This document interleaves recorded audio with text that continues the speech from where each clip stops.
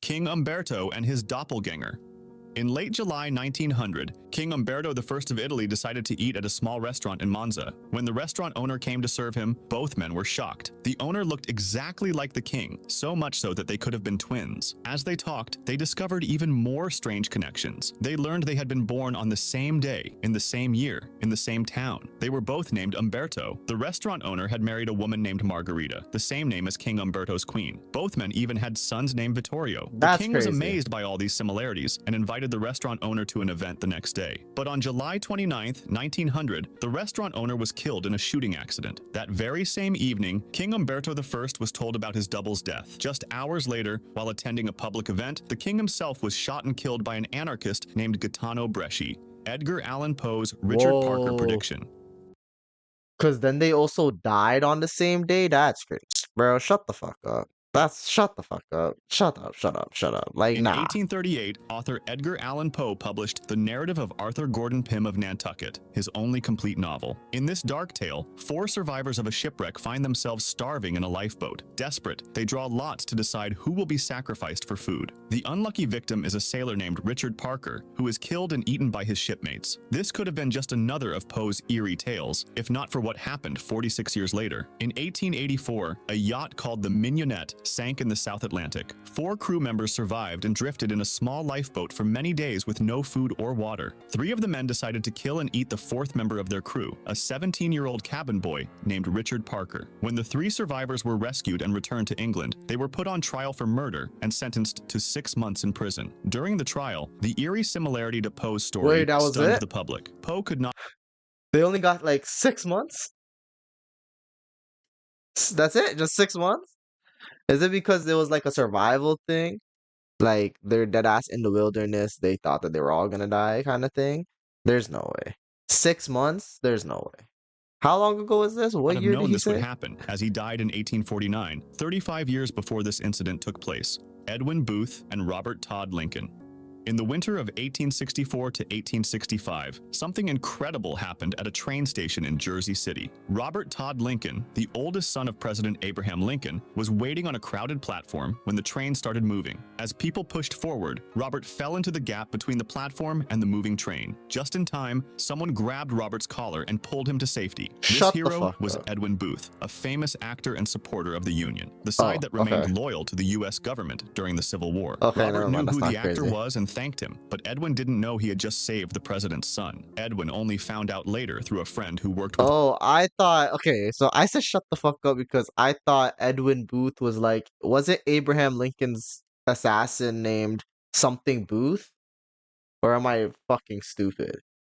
It could really go either way. I'm 50-50 now because I am pretty stupid, but nah, like I swear his assassin's name is something Booth. That's why I was like, there's no way you're gonna tell me this guy's son ended up saving Abraham Lincoln's son. Like, shut the fuck up. You're lying. You're lying. Like, you're dead ass lying to me. Like, I'm actually refusing to believe this shit now. Like, what the fuck? Robert. This knowledge would soon take on a tragic significance for Edwin. Just a few months after this rescue, on April 14, 1865, Edwin's younger brother, John Wilkes Booth, shot and killed President Lincoln. See? I told you! I told you! Whoa! Wait! No, actually, because you understand, I actually just got so happy at the fact that they basically just said I'm a genius. I'm a fucking genius. At Ford's Theater. Think about that for a moment. There's One no brother saved a Lincoln.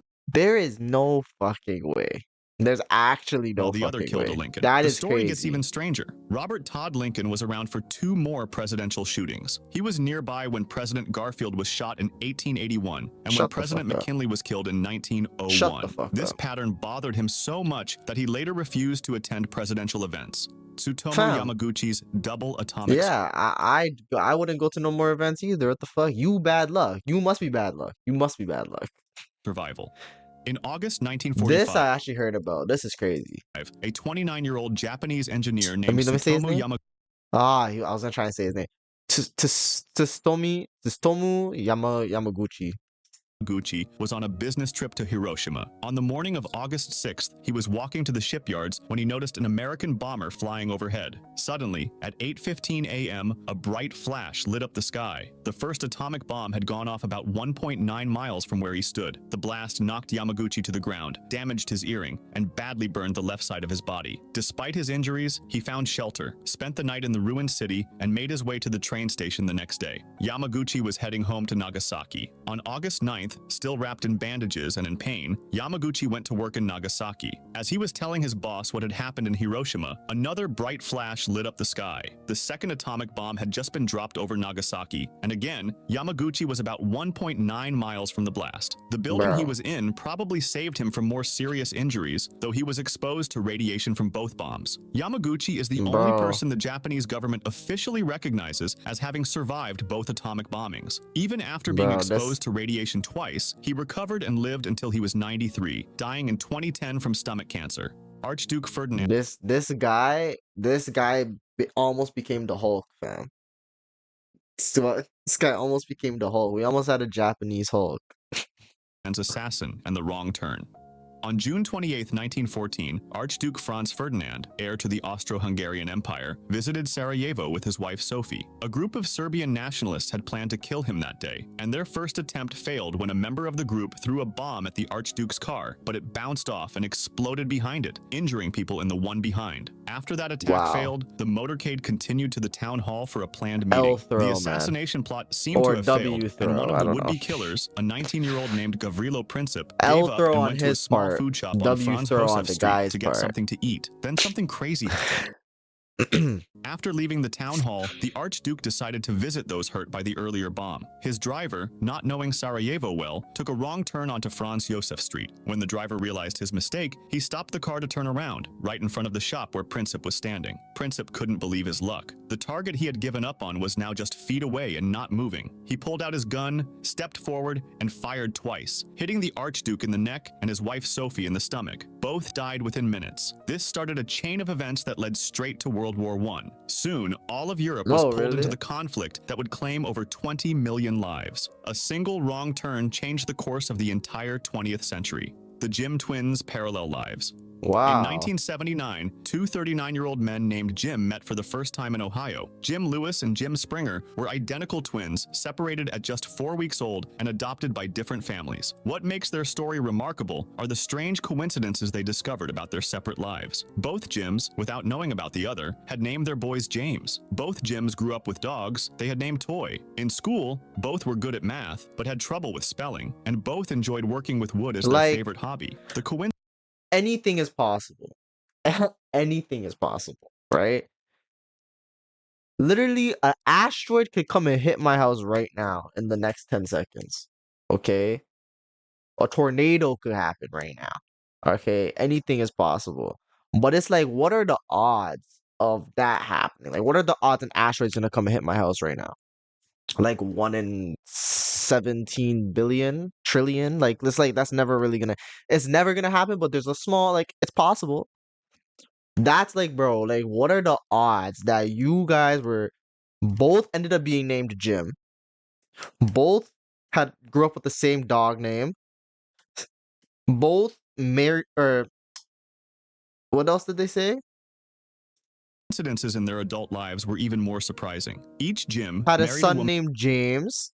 Both they will say this is their wife. named Linda, divorced Divorced her, her. and later married a second woman named Betty. Lewis had